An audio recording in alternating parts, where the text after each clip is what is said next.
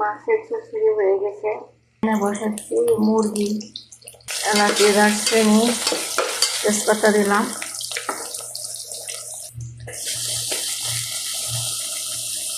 পেঁয়াজ দিলাম বেশি করে।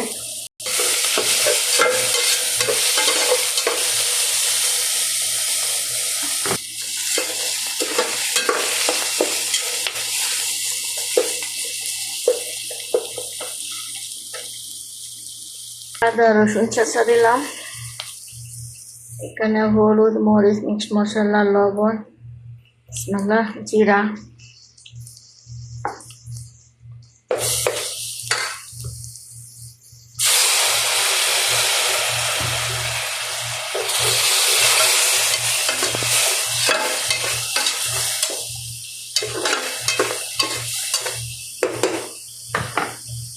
মশলাটা কষিয়ে নিলাম।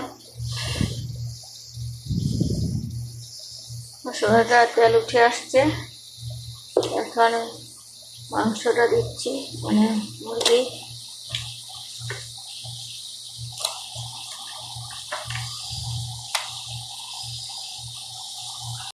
ভালো করে মুরগিকে কষিয়ে নিলাম।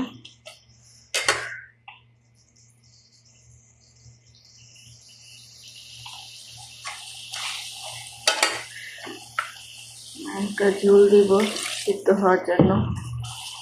বোনা বোনা করে কষে কষে রান্না করবো, কষা কষা রান্না করবো। মুরগি হয়ে গেছে, মুরগি বোনা বোনা করলাম, তেল উঠে গেছে উপরে।